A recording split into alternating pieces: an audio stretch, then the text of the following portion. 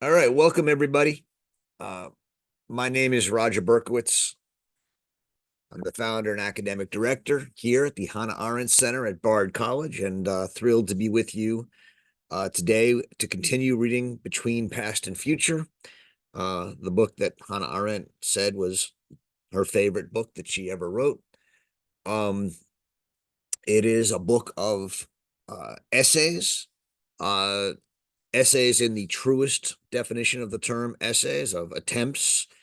But she calls these attempts, these essays, um, exercises in thinking and how to think in a period in which the tradition, the modern age, has broken the tradition, our connection to the past, and how do we think about different problems and different questions within that context. Uh, we are now in the part of the book in which she's looking at particular crises. So we last week discussed the crisis in education. This week and in 2 weeks when we meet, so we will resume on December 13th. We're taking 2 weeks off. We will read The Crisis in Culture, which I'll talk about in a second. After that, we'll read Truth in Politics, which could be otherwise titled The Crisis in Truth. And then we'll read her essay on the conquest of space and the stature of man, which could be considered the crisis of technology, or if you want to even be a little more current, the crisis of artificial intelligence. Um, and these are all efforts to think through particular crises. And last week, when we talked about the crisis of education, I told you that for her, a crisis is an opportunity. It's an opportunity to think deeply about something, to tear away the facades and obliterate prejudices, to see through prejudices, um, and to find the essence of something, whether it was education in the essay on the crisis in education, or whether it's the relation between truth and politics, or as in this essay, uh, the crisis in culture. Now, this essay, which actually is, in my mind, one of the most important essays for people who are interested in Hannah Arendt as a political thinker to read, but also for those of us who might think of ourselves as teachers or people who participate in culture, because there's warnings throughout this essay about how we should and shouldn't uh, um, act as cultured individuals. And yet, even to read the essay that way, as warnings, and thus to make it useful, is to um, challenge the very idea of what it means to engage with culture. So, what is the crisis in culture? First of all, it's important to recognize that the essay is broken into two parts, um, and it has a subtitle which names those two parts. So, the first part of the essay is the crisis in culture in its social significance. And the second part of the essay is the crisis in culture in its political significance. And so this immediately has to help us think, well, how does culture have a social significance and what is it? And how does it have a political significance and what is it? And well, okay, well, what is culture that has both a social and political significance? Well, um, the loss of culture, the crisis of culture, um, is another way of talking about the crisis of worldliness, um, a crisis of alienation of man from the world. To understand that, we have to understand that culture is a rebellion against worldlessness, and specifically the worldlessness of good and mass society. The figures of culture look at mass society or good society, look at society, look at the people who dress nice and go to parties and, wear their little pince nez, or, wear the nice brands and drink the good liquor, and talk in highfalutin things and go to Harvard and get PhDs. Um, the people of culture look at people like us, look at people like me, and they say, you're corrupt, you're hypocrites, you're living in a fake world. Um, you're not touching what's real.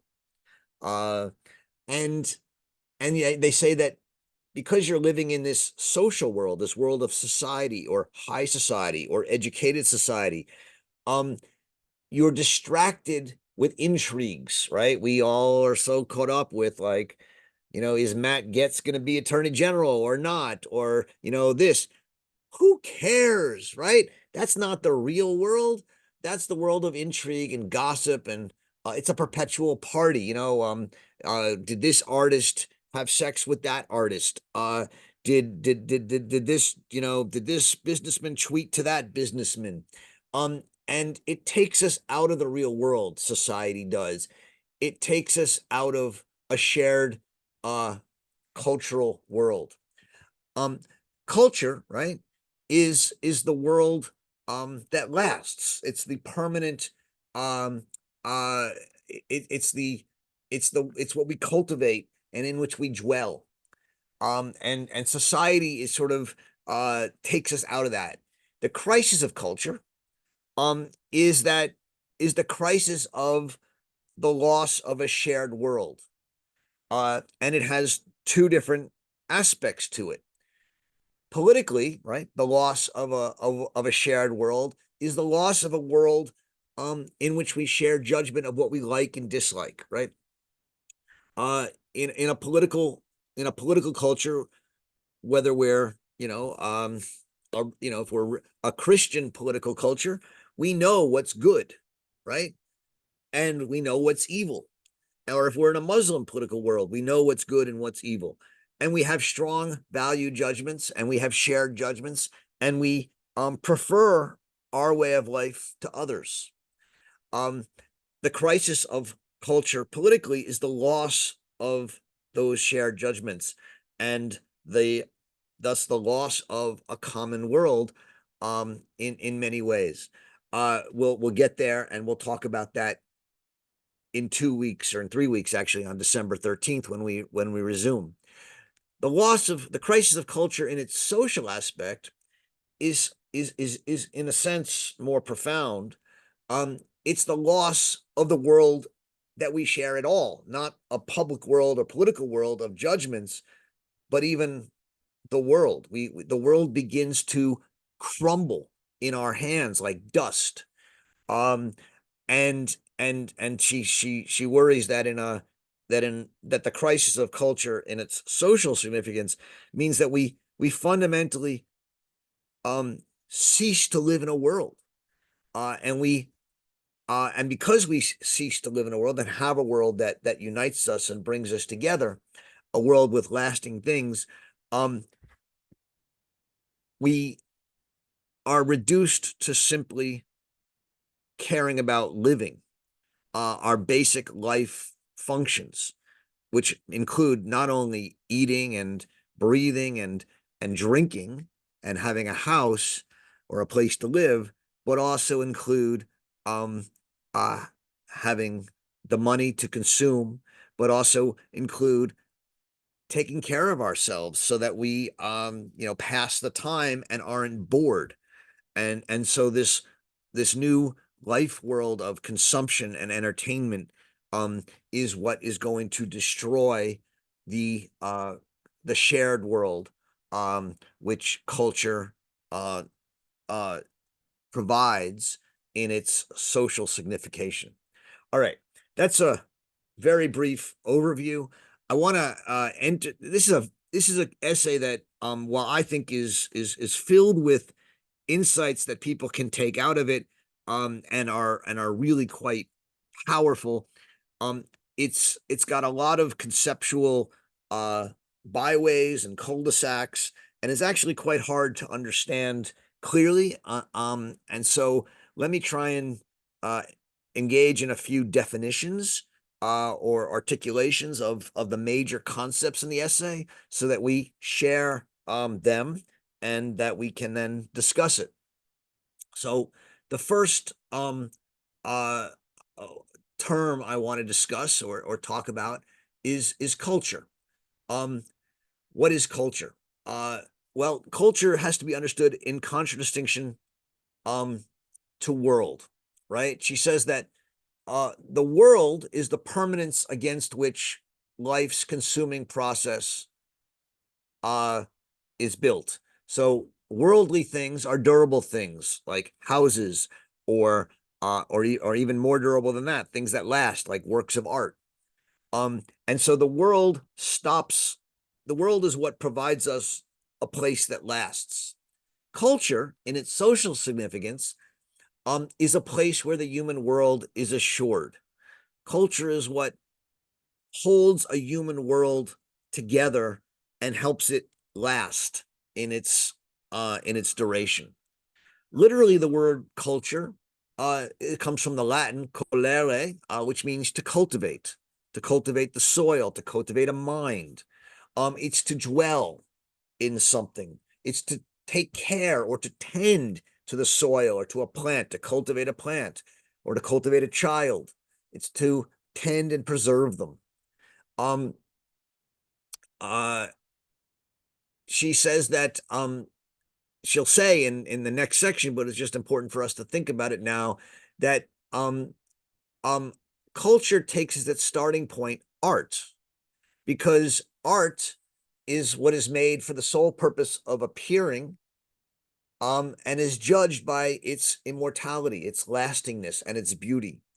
And so, culture, as the place where a human world is assured, needs art, which um, says this will be this will last, this will preserve, this is the world that will last. Uh, Insofar as culture, uh, in a sense, helps to assure the existence of a world against the ravages of time and such. Culture is a rebellion against worldlessness. And worldlessness is embodied for Hannah Arendt in the idea of society. As I said before, society, is what we do. High society, good society. It takes us out of the world and into this fake world of where we think that the latest gossip is important. Um, and culture thus stands against society, and it's the way in which we create, politically through common judgment, and socially through um, uh, in a sense determining what will last, uh, a real world against the worldlessness of society. Um, she says about culture that only what will last through the centuries can ultimately claim to be a cultural object. That's on page 199 in my book. And and that's what culture is. It's what's cultivated and what lasts, and thus assures the existence of a world. As I said, culture needs to be understood in contradistinction to society. Society, she says, emerges in the modern era, right? It's a modern phenomena, at least in its the way she understands it, and it emerges in the courts of the European nobility. And society was designed, she thinks, to politically neutralize the nobility by inviting them into society and distracting them with intrigues and gossip and a perpetual party. It takes them out of the world, out of a culture. Um, and society, and in society, culture acquires a kind of snob value. But insofar as we in society think we're cultured, and think we're above everybody else, we're actually alienated from the world.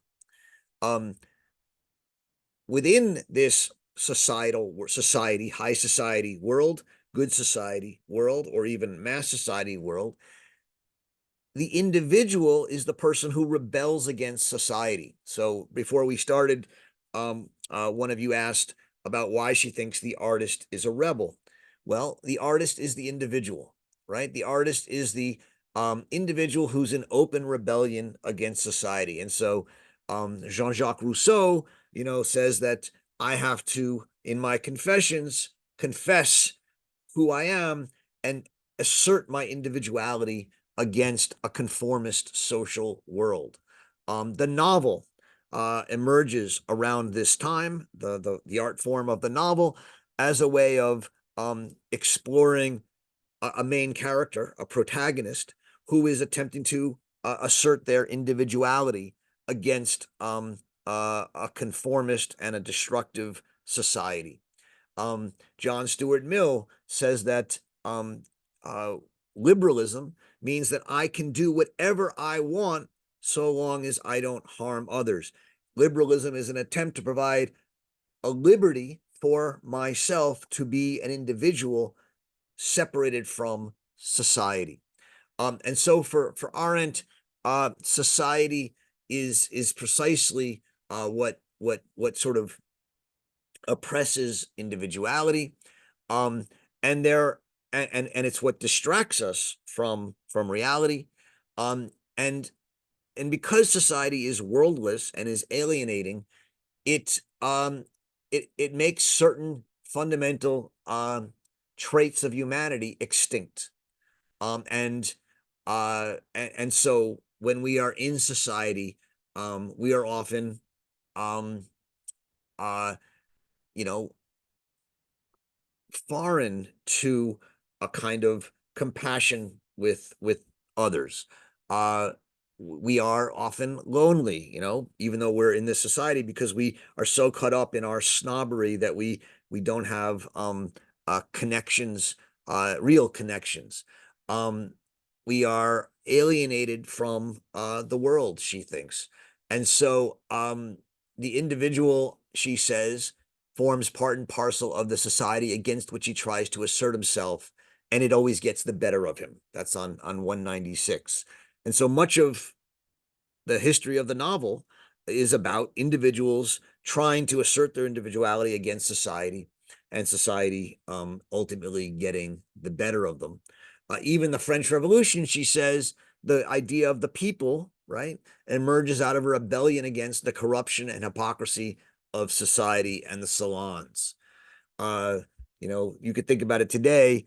The social justice warrior who sits there on their phones organizing protests against any kind of injustice forgets that their phones were built with slave labor using rare earth minerals and are ruining the world.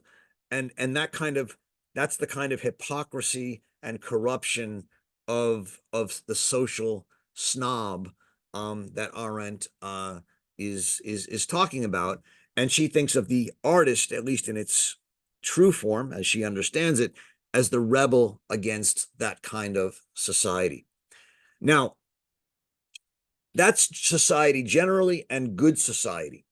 There's another term she wants to talk about, which is mass society.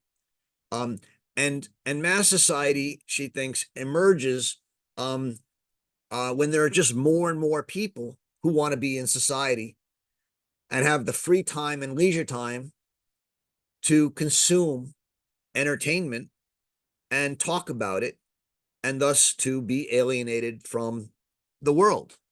Originally the people in mass society were the nobles who lived off their land and didn't have to work, and they could hang out in court and read the latest books and talk about the latest intrigues, and follow that. Now, mass society, she says, means most of us, because of the way our time is constructed and our work is constructed, have time to sort of follow the intrigues of society. And thus this mass society, she says, but it doesn't want culture. It doesn't want to read Plato in Greek, because that's hard. And but what it does want, it wants to be seen as someone who reads Plato because they want to be seen as someone who's cultured, because there's a kind of currency to it. Um, and so mass society, she says, happens when there are, uh, you know, when there's this new state of affairs where the masses of the population have been liberated from labor, so that the masses, as members of society, can also, as members of good society, have the leisure time to consume culture. The educated Philistine, right, which is a term she uses, is this idea that we don't want to be seen simply as people who sit around and fan ourselves and are lazy. We want to be seen as good people, and so we turn to education and we acquire degrees from fancy institutions, and all of this is an attempt again to escape reality by means of art and culture. I think it's important to ask, well, what does she mean, escape reality? Isn't it a reality to get a good degree in physics or in literature from a good Ivy League university? Why is that not real? I think the answer is because people in that world, I mean, some of them can be real, but too many of them get caught up in the jargon, the discourses, and the only people they ever talk to are the people in that world, and they talk to things that people in that world care about, and they lose a connection with the wider world. Um, uh, and she uses this example of the Irish potato famine, where the elite would talk about that root to mean the potato, because even though it was the only thing they could get to eat, they couldn't bring themselves to say potato because it was a low class word. Um, and and this is what she means by the cultured Philistine. And so mass society um, means that the masses, so many of us, not just the 1 or 2%, but the 40 or 50%, and even maybe more, are now incorporated into society, and there's no place other than that uh, to be. So that's another term, mass society. Mass culture is another term that we need to understand. Now, the problem with mass culture is that it doesn't exist for her. Mass culture is transformed into mass entertainment. That's, she says, on page 208. But on 204, she writes, mass culture comes into being when mass society, right, seizes upon cultural objects, and its danger is that the life process of society will literally consume the cultural objects, eat them up, and destroy them. So mass culture comes into being when mass society, the fact that more and more of us have leisure time and want to be uh, part of this good society, and thus want to be educated Philistines, we seize upon cultural objects, right? Whether it's Netflix shows, or whether it's translations of Plato, or whether it's uh, edited cartoon books of Arendt, um, and we consume them, and in consuming them, destroy them. Um, Her point is that the great difference between good society and mass society is that good society could value and devalue and use cultural goods for its selfish purposes. If I'm in the court of Louis XIV, I bring in a poem, we talk about it, I look very educated, etc. But the poem, is still there. I'm using it for my purpose. But mass society wants the poem to be available to everyone. It wants Hamlet to be understood by everyone. And so it makes Hamlet into uh, an edited edition that's abridged, that takes out a lot of the old English words. It takes Plato out of the Greek. It dumbs it down. It makes it into a consumable cultural good, and it makes it into entertainment. Now, we have to understand that entertainment in itself is not bad. We all need entertainment, right? None of us can just be, reading Plato in Greek all the time. I mean, as much as we might want to, it just doesn't happen. None of us can sit there and read Hannah Arendt all day, every day. We need a little bit of, the Game of Thrones or The Diplomat or whatever it is you're watching on Netflix today. Entertainment is part of life. It's not a danger. Um, uh, the problem is that when the danger of mass culture as entertainment is that when it jumps the banks of entertainment that's supposed to just relieve us from our labors, and uh entertainment becomes all of culture, and it ransacks culture, and it takes the cultural objects like Plato or Arendt or a Titian or a great building, and it seeks to make them accessible, and it makes them entertaining. She says that the entertainment industry, this is on page 204, the entertainment industry is confronted with gargantuan appetites. And since its wares disappear in consumption, what that means is when you watch, Emily in Paris or The Diplomat or, Breaking Bad or whatever Netflix show you're watching, you watch it, you consume it, it's gone, um, and it doesn't last. I mean, these things are like they come out and you need 6 seasons, 7 seasons, 8 seasons, like they never end. It's like it's not like you go back and reread it. Um, it disappears in consumption. And thus, the entertainment industry is confronted with these gargantuan appetites. And since its wares disappear in consumption, the industry must constantly offer new commodities. We need a new show. We need a new season. And what do? When books or pictures or in reproduction, she says, are thrown on the market cheaply, they're still the books or production. So if I take a cheap version of Hannah Arendt, and look how cheap this is, it's falling apart. Thanks, Penguin, right? If I take this and I put it on the market, it's still Hannah Arendt. But if I abridge it, if I put it in a cartoon form, it's no longer Hannah Arendt, right? So the cheap versions doesn't affect the nature of the objects in question. But their nature is affected when these objects themselves are changed, rewritten, condensed, digested, reduced to kitsch in reproduction or in preparation for the movies, right? This does not mean that culture spreads to the masses, but that culture is being destroyed.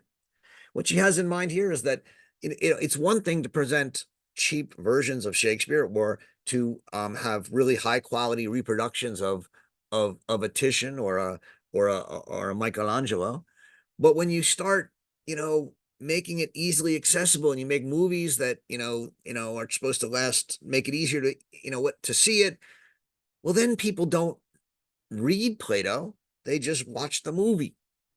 Um, the point, she says on 208, is that a consumer society cannot possibly know how to take care of the world and the things which belong exclusively to the space of worldly appearance. We consume them, we overrun them. And while she says, you know, Plato and Aristotle and the great works can survive being mass produced, they can't survive being adapted. Um, they can't survive being made into songs and ditties and cartoons.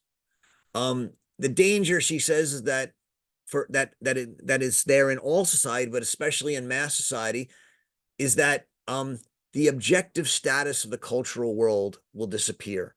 We'll no longer even know what the original is. We'll even no longer even care, to read Arendt's books. All we want to do is read, adaptations of her, and read her, people who use her quotes to explain us the world.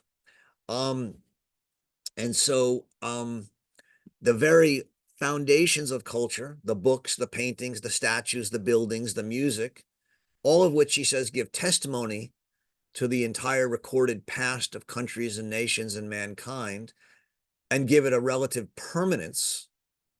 The danger to that culture is when these cultural objects becomes markers of individual refinement and status, and they lose their most important and elemental quality, which is to grasp and move the reader or the spectator over centuries, right? You know, I mean, it's what does it mean to see a cathedral or to read Plato or read Arendt or read, Simone Weil? Um, one thing is we can say, oh well, it takes it passes the time. I read it to pass the time, or it makes me a more educated person. And I can say to people at the party I go to over Christmas, yeah, I read Hannah Arendt. Um, and it gives us a way to understand Trump, maybe, or things like that, and it allows us to present ourselves as thoughtful, educated people. Um, she says on 200 that the problem with the educated Philistine was not that he read the classics, but that he did so prompted by the ulterior motive of self-preservation, of self-perfection, right? He wanted to perfect himself. He wanted to make himself an educated Philistine. And in doing so, he remained quite unaware of the fact that Shakespeare or Plato might have to tell him more important things than how to educate himself. So the problem with the educated Philistine is that we don't read Shakespeare and Plato to read Shakespeare and Plato or Arendt to let our minds go wandering, to think. We read them to get something out of them. We read them to educate ourselves.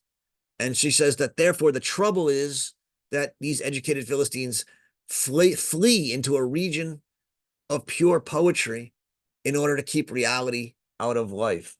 They think that they're reading these things to, be educated, to be pure. And they actually are not encountering the text as a cultural object. The problem that she's engaging here with the crisis of cultures is how do we confront the past? How do we discover the past amidst the break in tradition, right? Which breaks our connection to the past. The main way we do it is through cultural philistinism, which is to make the past useful for the present and the future.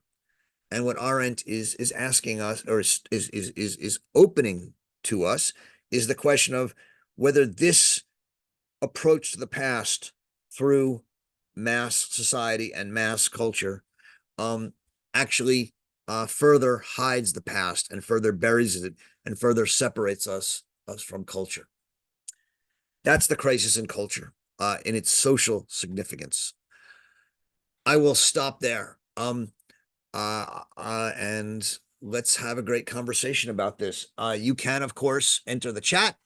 The chat is open. Please do treat each other with respect, although it doesn't mean you can't have great, wonderful disagreements. You can also go down to the reactions button, raise your hand, and join us in our conversation, which I look forward to. Harold, you're up first. Hi, can you hear me? I can. Okay. So I'm coincidentally reading a book called Paris in Ruins, Love, War, and the Birth of Impressionism by Sebastian Smee. I just want to read this little part on the flyleaf because I think it certainly pertains to what we just read. I just want to mention, Yeah. right, that by reading something on the flyleaf, as opposed to something from the book, we are engaging in the kind of entertainmentism that Arendt is talking about. But go ahead. No,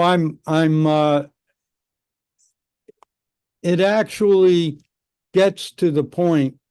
I'd have to read you about 110 pages if No, I didn't read what was on the flyleaf. I very much appreciate the flyleaf version.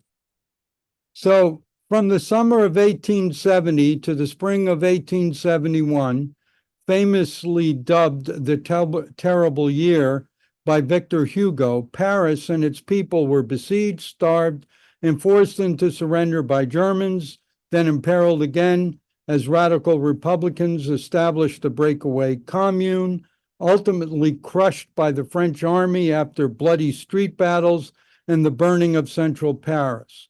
As renowned art critic Sebastian Smee shows, it was against the backdrop of these tumultuous times that the Impressionist movement was born in response to violence, civil war, and political intrigue. That's what I wanted to contribute. And so give me your account of why you read that. Oh, well, first of all, I'm extremely interested in the Impressionist movement in art. And also the historical context in which Impressionism came to be. And of course, you know, I I have two flags outside my house so that when you walk inside my house, you know where I am. Yeah. One flag is the International Brigades fighting in Spain. The other is the Free French. And so I'm always interested in liberté, equalité, fraternité, the French approach to the political system, which I've now changed into, and people are welcome to get a banner that we're creating, liberty, equality, and the pursuit of the common good. There you go. Um, so the idea here is that the Impressionists are in rebellion against a kind of society. Was that Yes. yeah. Yeah. And I Yeah. mean, I think one of the I think one of the things that some people are gonna have questions about with RN, and I assume some of you will, and I think the very fact that I'm had some difficulty expressing it shows that it's something we should have questions about. Is this question of what is reality, right? Um, it's a term in Arendt's work, right? That to say what is to say what reality is, whatever it may be. That we must the comprehension is the unpremeditated attentive facing up to reality, whatever it may be. These are words Arendt refers to quite often, and yet and very much so here, reality um uh um is what culture assures a worldly reality. Um, what society threatens is that worldly reality. Um, and understanding that is something we should continue to think and talk about. But thank you, uh, Jason.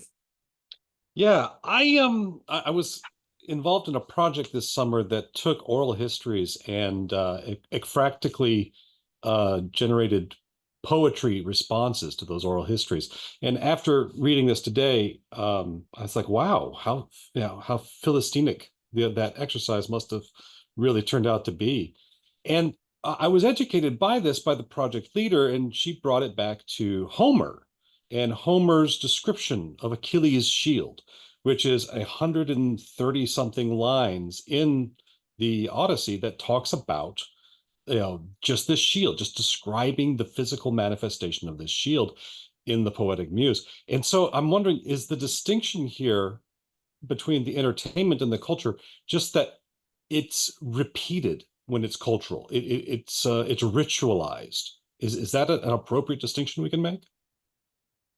Um, I mean, I think that the only the standard to judge cultural works from entertainment works, and the only standard that she recognizes is durability.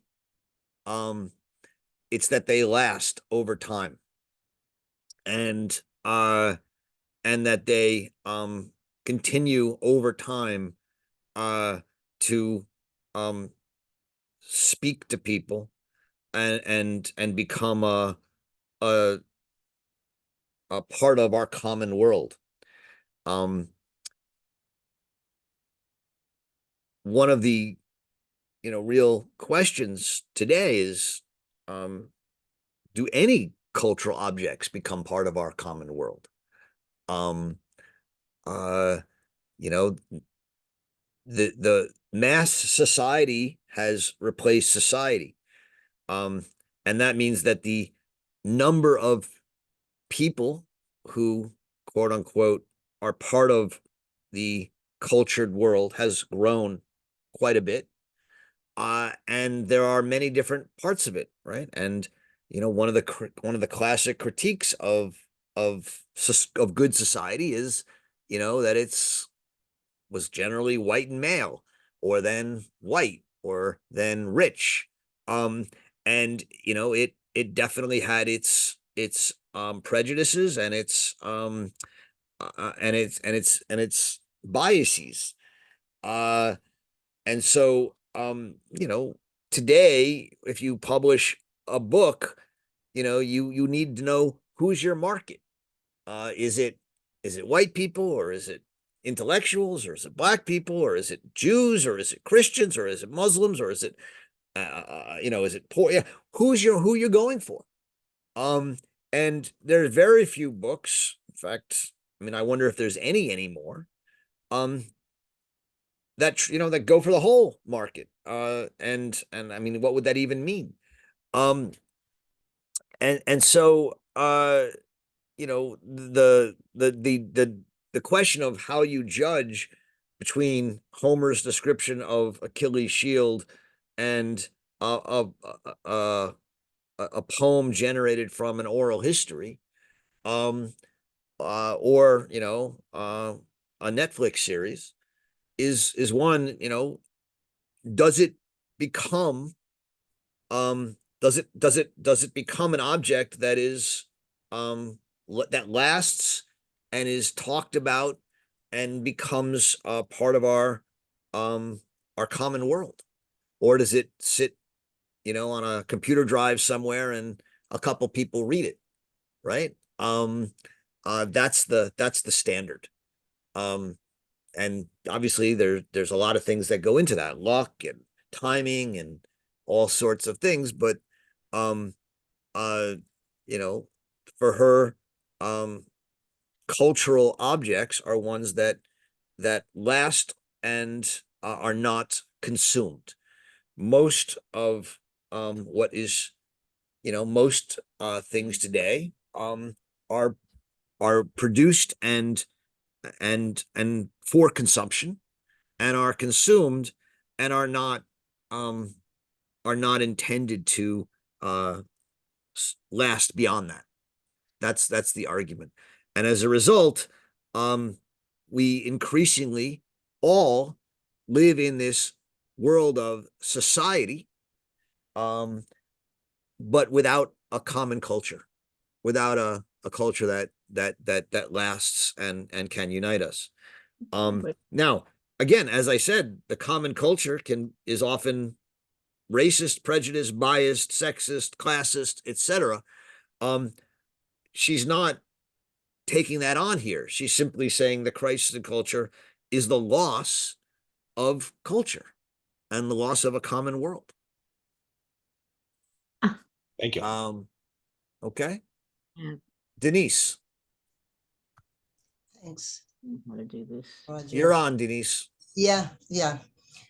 My question is about science. The place of science in this conception of Herent's, because science appears, as I remember, only one time in the text. My book is in Portuguese, and it's the paragraph that starts with "Pranis et circenses," where she talks, where she writes that are precisely arts and science in contraposition to all political questions that we go on. I think it's the translation to flourish. This word flourish is the word I ask you to talk about, because is science durable? Is science permanent for us? Or science is linked to life and necessity, or science is linked to build a tradition? And now we have from the time of Ahrens on till now, the humanities linked to sciences. Since, for instance, Bruno Latour, we have the social studies of science and so on, to try to link science to thought, I think, and to action and to human networks and so on. So my doubt is about science in this in the helm of this part of the book. Thanks, Denise. I appreciate that. So I don't know where you were reading from, but that's okay, I think. Unless someone can tell me. She does. It's a paragraph that starts with panis exercenses. It's in the middle of Oh, it. panis Panis exercenses. Yeah, Yes, yes. It's in the middle, just in the middle of it. Right. No, I see it. It's on page 202 to 203 here. Yeah. She says, is the panis exercenses truly belong together. Both are necessary for life. It's below. On the contrary, etc. On the contrary, on the other side, I don't know if it is and so despite. I see it. On the contrary, mass society, since it does not want culture, but only entertainment, is probably less of a threat to culture than the philistinism of good society. Is that it? Yes, and below. Follow it. It's the end of this sentence. Yep. Despite this often described malaise of artists and intellectuals, partly perhaps due to their inability to penetrate the noisy futility of mass entertainment, it is precisely the arts and sciences, in contradistinction to all political matters, which continue to flourish. Right.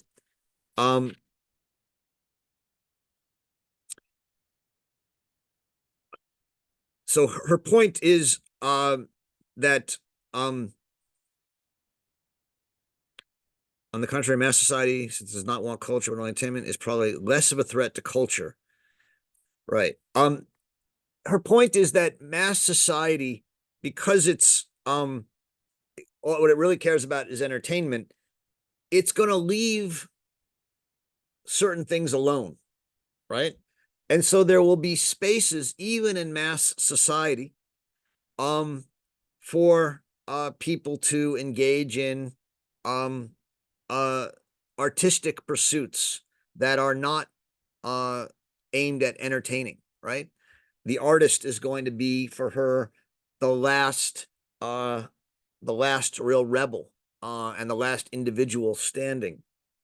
The artist, in the sense that they produce art aimed not at wasting your time or occupying your time, but at you know, what, being beautiful or making you think.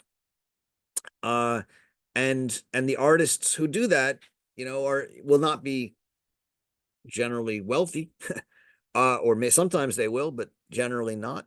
But they will be able to flourish in a society, a mass society, on the margins. I think she's thinking of people like Vincent van Gogh or others who were able to do so on the margins.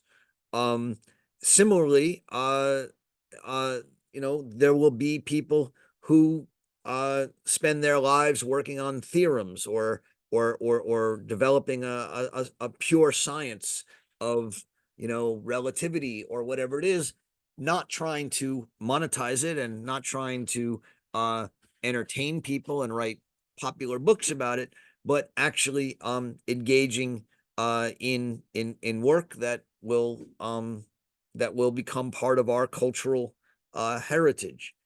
So she does think that there is still room for such arts and sciences in a society. The crisis of culture in its social significance doesn't touch them insofar, except to the extent that they have to live in a world in which there's ever less space for people who really do live in a common world, a shared world, that are not simply escaping that world into society. And so the space and the impact of art and science becomes ever smaller, I think, is the argument. Yes, there are still artists and there are still scientists, but they are, ever more endangered, ever more hidden in the recesses, and not attended to. Um, and it thus becomes even more difficult for them to uh, to impact the world, to build cultural objects. I take that to be her argument. Um, yeah. I hope that helps, Denise. Okay, thank you. Yep. Vigdis. Yeah, I just wanted to point to two sentences in this piece. The first is on page 207, where she goes on from first describing this Philistine society, and then she says, at nearly the bottom, the relatively new trouble with mass society is perhaps even more serious, but not because of the masses themselves, but because this society is essentially a consumer society, where leisure time is used no longer for self-perfection or acquisition of more social status, but for more and more consumption and more entertainment. And I'm especially about this, it's not because of the masses themselves. And the second sentence is the last in this part of it, and that's the point is that consumer society cannot possibly know how to take care of a world and the things which belong exclusively to the space of worldly appearances, because its central attitude toward all objects, the attitude of consumption, spell ruin to everything it touches. And I think if we see that today, it's, to me, we are kind of just made that worse and worse. So today, when you think of this kind of constantly thinking of growth, and we have an attention economy supported by social media with their algorithms, you hear people talk about been there, done that, which I think is something you often hear, and that's a kind of sign of this attitude. It's this consumption. They just say, I've been there, done that, finished. It hasn't any kind of meaning out of more than just the consumption part of it. And it's also that those who have impact, seems to be more and more influencers and not artists anymore. So I think, and this kind of life is also not only destroying culture, but also the earth we live on, especially in this kind of growth of this kind of society. I just, yeah, that was. Thank you, Vigdis. Yeah. So those are, both very good points. She's not blaming the masses, right? This is not a problem with masses. First of all, entertainment is good. We all need entertainment. And the problem now is not the people. It's that we live in a consumer society, in which the goal is to earn, to consume, to earn, to consume. And in that case, consumption, she says, doesn't know how to care for a world, and it ruins everything it touches. And so, yes, that's the crisis. I mean, the crisis of culture is that as we've moved from first a good society to a mass society, and thus from enlightened Philistinic culture in a good society to enlightened Philistinic culture in a mass society, we now have almost nowhere to escape to outside of society where culture can be preserved.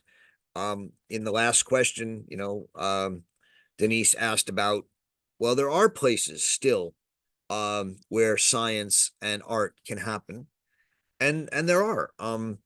They're not usually in museums, right? And where are they? They're well, I mean, maybe some museums, I don't know, but they're not in places where things are consumed to be put on a show and then replaced. Uh, they're in places where people um do art, rebel against society, and try and build things that will be beautiful enough and compelling enough that they will last, not be consumed, not be put in some private collection, but last. And that's the problem that I think many artists have today. Um, how do you build something that lasts in a culture in which art is good for a minute or a week or a couple months of an exhibit and then goes away? Um, and then it's bought and put in someone's house and it disappears. How do you build meaningful public art anymore? Uh, Architecture could be one place, although most things are built now to not to last. And so these are the kinds of problems that I think she's engaged with here. Noelle. This is such a wonderful conversation. I'm glad to be a part of it. I'm thinking of cultural pieces that occur regionally that may not be widely known, but the way that they exist regionally binds people together, critiques the political world they're in, and lasts over time. I'm thinking of things like Calabrese folk songs that women sang together. I'm thinking about marimba music and the style of playing that comes out of indigenous communities in Guatemala. I'm thinking about Yiddish poetry and how that's persisted for generations. And I'm wondering, when Arendt is talking about forming that common world, right? Whose common world? I mean, Homer may not be known in certain places, although could be welcomed. But similarly, some of these beautiful, very critical and persistent human binding kinds of artistic pieces, cultural pieces, are doing that kind of work, but are not noticed and remain so. So I'm wondering, how do these kinds of persistent artistic pieces that form culture regionally and among a people become part of our broader global common world? And how is it that things from the common world that are accepted by whom, we might ask whose common world is this, how can those in turn perhaps find a home in some of these regional communities? How does this all work? I'm thinking about the sharing. I'm thinking about who discovers whom. I'm thinking about, the various economic incentives, and also the way that sometimes art from people who have less social power is just frankly stolen, be that taking artifacts and putting them in a European museum, artifacts that come from elsewhere in the world, or whether that's people's music, songs, their critical thinking and ideas. Yeah, thanks, Noah. That's a great question. Um, and so it's a good opportunity for me to say one of the things that Arendt doesn't do in this essay is make a distinction between high and low art, right?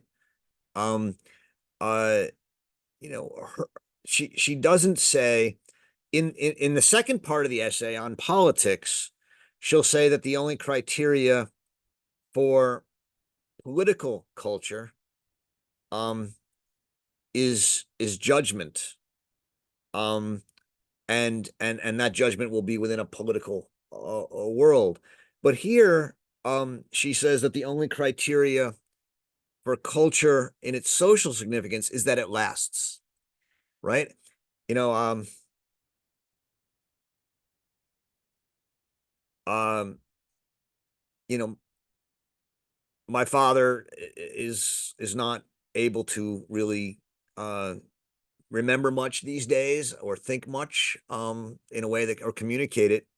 But we recently had a 60th anniversary party for him and my mother, and we sang songs that almost everyone in the room knew. Now, it was a room of people who were friends of theirs and therefore come from a similar generation and similar world and socioeconomic world and things of that sort. They were songs, that are not, most of which are not, classical music, high art, and yet they are part of our culture. They're part of the world. And uh and and they're and in different countries you'll have different songs, right? In Germany or in China, you'll have different fairy tales and different songs. And those songs and fairy tales are without a doubt part of those cultures, those regional, you talked about Yiddish folk songs or others. These are all part of what Arendt would think of culture as in its social significance. Um, the the the problem, is that uh, it used, I think what she would say is that this idea of the fact that we would get together and all sing these songs and have these folk songs is being challenged because of consumption. New songs are being created at such a rate.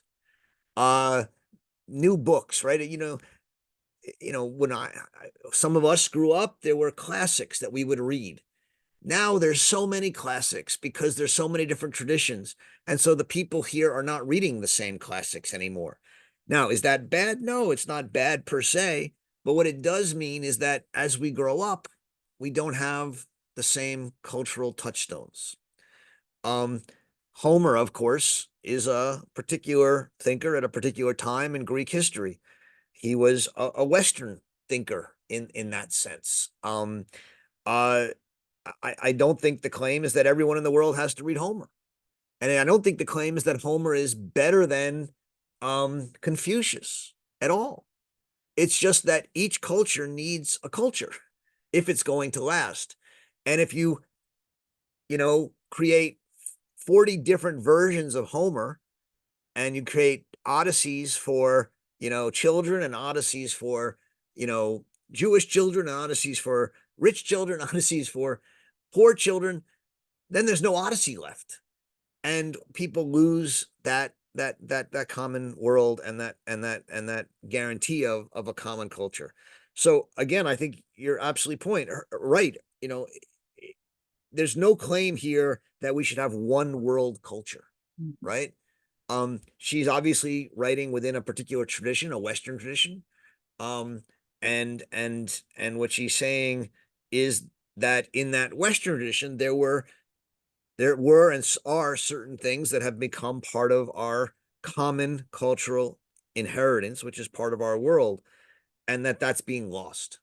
Mhm. Um, uh, and that while there may be good aspects of its loss, right? All this new entertainment out there, and it brings in many different perspectives. Um, there's also a crisis involved in that there's no longer a sense of a common past. There's no longer a sense of a shared world. Um, and you know, how do you? I mean, we can sit there and have debates about what the canon is until we're blue in the face. Um, but if there's no canon and there's no sense of things that we all know, then it's harder to imagine that we're part of the same world. And that's the crisis that I think she's articulating in the social crisis of culture. And I wonder if that world has ever in some ways existed globally. It's always been a regional, kind of piece. And it just, I'm not going to take up any more time, but I think it points us back toward some of the themes that were at the recent Arendt conference held at BART. Absolutely. Just I mean, exciting to think of not just the negative, but that a fuller canon, which maybe is changing, but also retains some common parts, could enliven us precisely because we discover something about our common humanity resonating it through a cultural set of artistic works or a particular novel or whatever it is, that makes us rethink what it means to be human. Anyway, again, I don't want to take time, but I really appreciate the conversation very much. Thank you. no, you're very welcome. And I think Arendt was always incredibly suspicious of a one world culture, and cosmopolitanism precisely for that reason. She was also suspicious of tribal nationalism, right? But she does believe that you need a space and you need a place and you need a world, and those worlds will always be particular and spatial and partial. And so these are exactly the kind of questions we were talking about at the conference. Kareem. Yeah, hi. So just to touch upon, continue that discussion from what Noel was talking about, I'm wondering, because it feels like it's more against experimentation and um, explorations, even within different cultures, to appropriate other cultural elements from other that they come in contact with. And this has been going on. It hasn't been in ancient time, might have not gone as much because of the distance and the the the flow of information. But yes, in our times it's faster. That's why uh, there is an element of it. And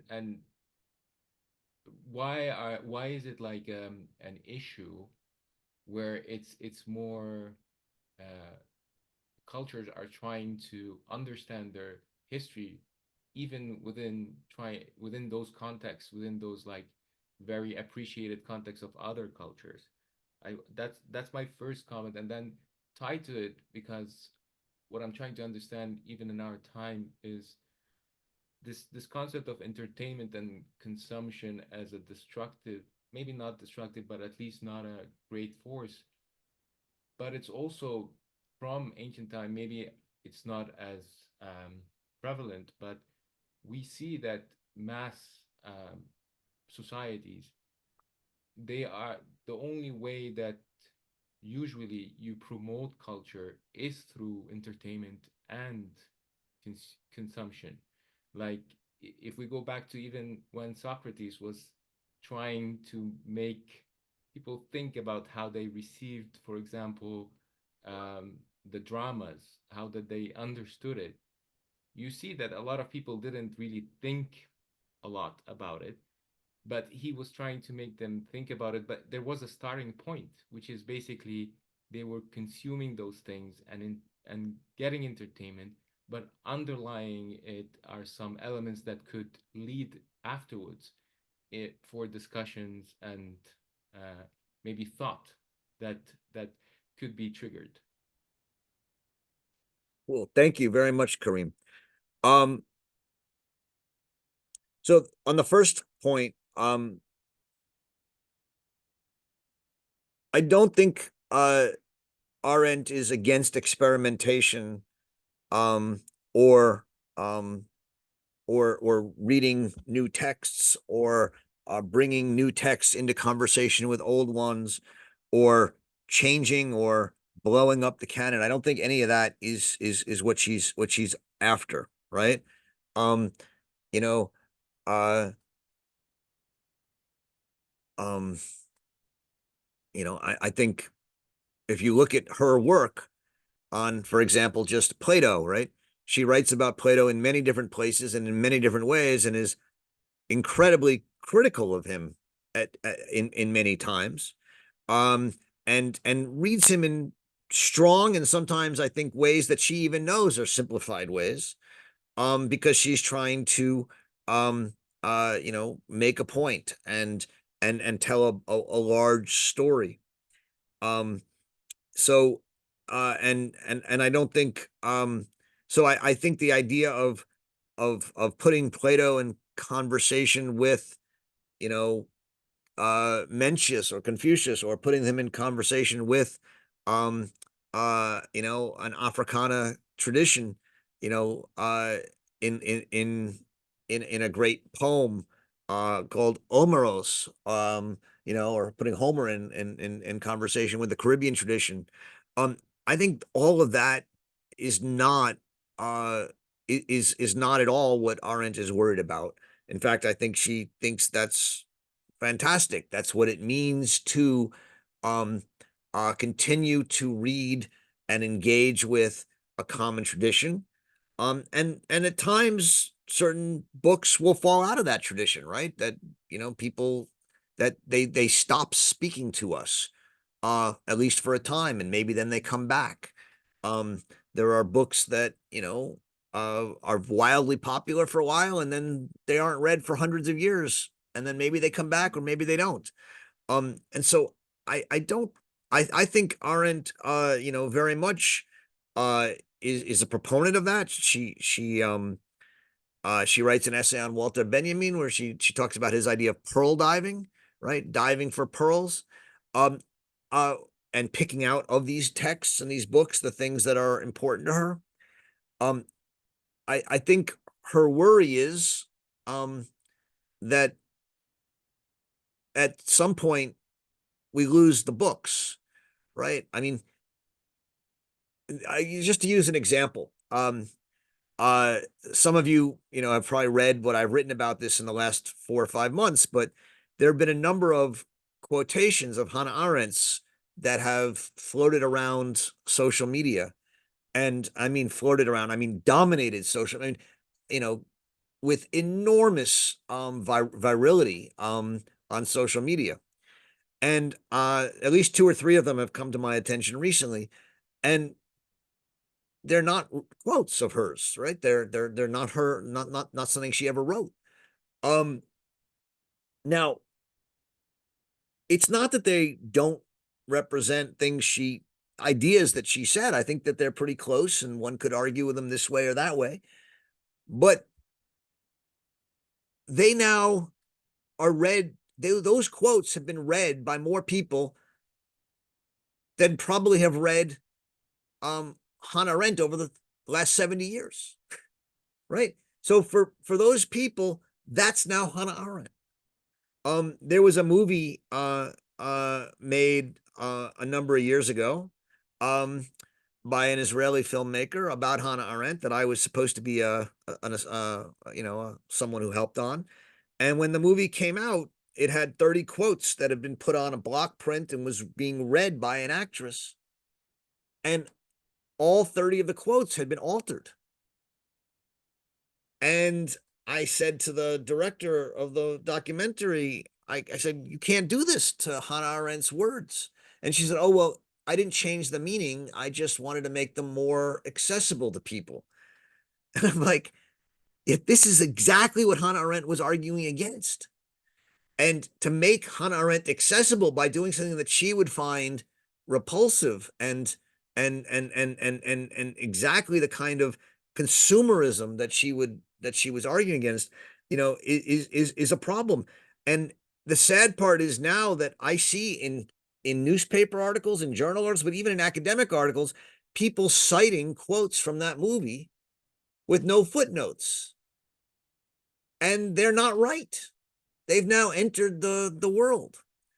And so that's what she's worried about, right? She's worried about the way in which our attempt to look smart and put these things out there is actually making it such that now, what did Hannah Arendt actually say? I mean, who knows? Because people don't, people don't agree on it anymore. And so that's what I think she's after. Not against the fact that you put Hannah Arendt in conversation with Islamic thought or Chinese thought or African thought. That's great. As long as you're still reading Hannah Arendt and reading Confucius. Now, I've done a lot of work in my life to learn certain languages so that I can read people in their original. I don't read Chinese. There's a lot of languages I don't read. Should I not read Confucius because I don't read Chinese? Again, I don't think that's the answer, but I have to realize that when I'm reading Confucius in English, I'm not reading Confucius. One has to take that seriously. I'm reading, translations, and those translations can be great and they can do interesting things, but they're taking Confucius out of the common world in which Confucius is, and very hard to translate Confucius. Similarly, Martin Heidegger, right, who's someone I do a lot of work on, and I've tried to translate a Martin Heidegger. It's impossible to translate Martin Heidegger into English in any meaningful way. And so when I translate Martin Heidegger, part of what I do is point to the impossibilities and point to where things don't work. That's my attempt to preserve and to say to people, if you actually want to read Martin Heidegger, you got to go back and read it in German. You got to learn the German. And that's what I think Arendt is here speaking about. On your second question about promotion, right? I mean, I've said this before on this podcast, on this reading group.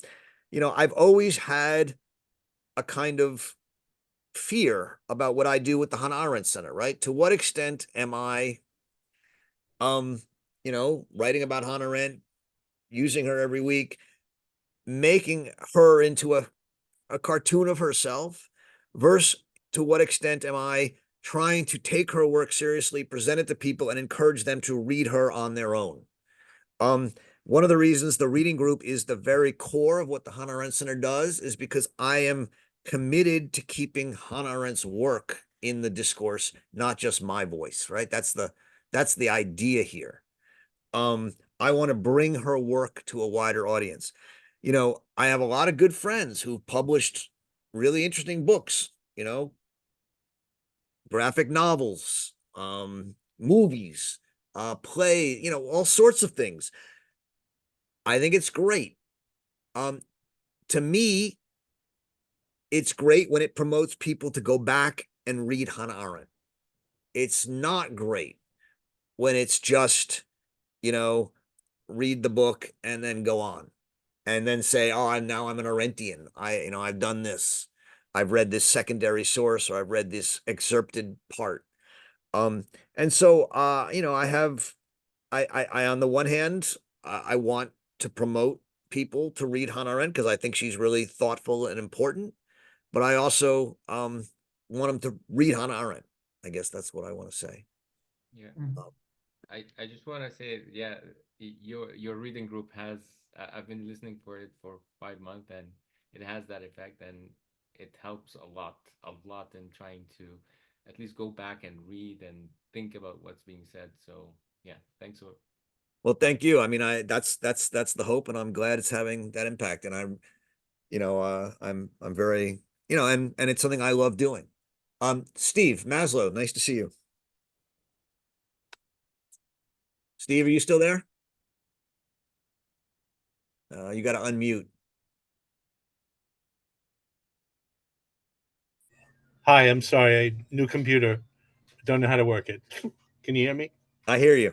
Okay, great. Well, I've certainly been enjoying this conversation. I wanted to just make a comment or point out, in addition to some of the really interesting things that have been said, that one thing that Arendt doesn't really allude to or focus on, or I think make enough noise about, is these things that are in our culture, that people who appreciate the non-Philistine crowd appreciates. They're not fixed. There's a growing amount of stuff. I mean, we all, serious artists and serious scholars and so on contribute to these things. Even serious readers, in a certain way, do. Um, um, and who could possibly live long enough or spend enough time learning? You gave two examples, Roger, when you were talking about, you're going to go back and learn Chinese now in order to read Confucius authentically. Probably not. you know we share in common that we learn German in order to read Heidegger. Okay, but I can't expect, I can't go and learn French now. I can't do it to read Derrida, even though I'm dying to. Um, and so where I'm going with this is Yeah, I that, get it. Yeah. yeah, we can be cultured, um, and not Philistines, and also not aware of everything, because there just isn't enough time. Yeah.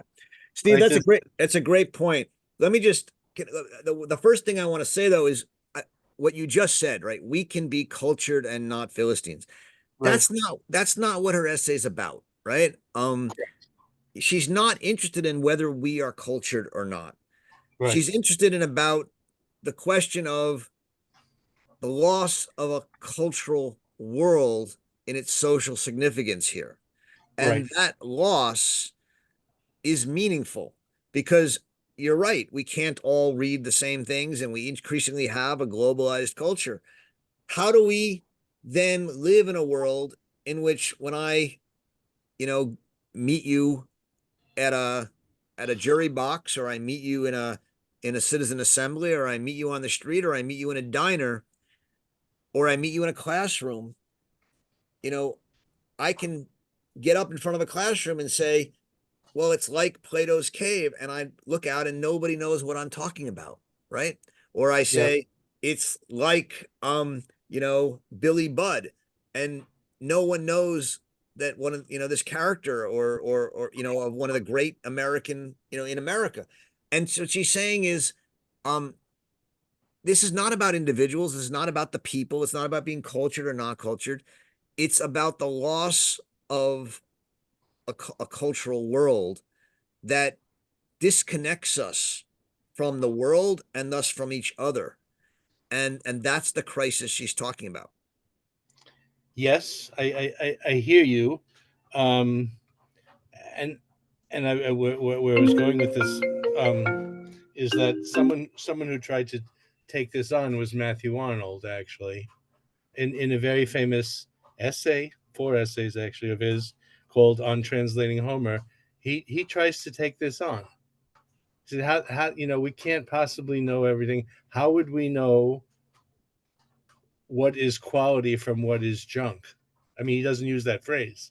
He Yeah. has very, but But again, she's not interested in making that distinction, right? At least in the political side, she will be, and we'll get there in 2 weeks. But in Mhm. here, she's only saying it's important that we have things that last. And we're losing that. It's not that she's telling you what should last. And I guess what I'm trying to offer to that is that it's not a static thing; it's a growing thing. These things that last.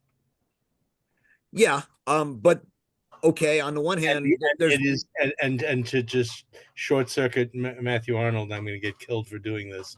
Is It's the ability to recognize what is great in something, not to know the thing, but the ability that when you encounter it, you know that it's great. That is, what I'm saying. That is the measure, so to speak. You with yeah, me? Did I lose yeah. you? Sorry. It I'm you know trying to it condense what I'm thinking Yeah, about. no, you're absolutely right. But and when we come next meeting Yep. to the crisis in political culture and its political significance, right? She is Yep. going to talk about the question of judgment, right? How do we judge Homer versus That's true. um, Yep. David Simon, or Homer versus Hannah Arendt, right? How do we make those judgments? Yep. And she's going to talk about that as a political question, right? And then it, what you were saying and what Noel and some others, Kareem and others were saying, right? Then it becomes a question of, all right, what's our political community, and how are we going to try and hold some connection to our political community? And maybe we just have to say, look, we believe this and you guys believe that, and we're going to stick to our friends and you're going to stick to your friends. And so we'll talk about that in 2 weeks. In this part of the essay, she's not talking about that. She's not saying that there's a standard of judgment. She's saying the only standard of things is that you have things that last, and you need certain things that last. Now, you're saying, well, we have more and more things that last. Yes, but in having more and more things that last, we have fewer and fewer things that that last and preserve a cultural world, a world. Not because they're not good or whatever, just because there's no longer, even in a small world, even like at Bard College, even here in our little Hannah Arendt reading group, right? Can we assume that everyone's read all of Hannah Arendt? No, right? There's no longer um there's no longer a common assumption of what we've read or share, to such an extent that she says the world is, the world is no longer a common world. And that's the world we have to confront. She's not saying bring it back. She can't do that. This is an exercise in thinking.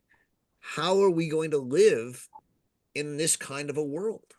And that's the problem that she's here articulating for us. Okay. Wonderful, guys. Thank you very much.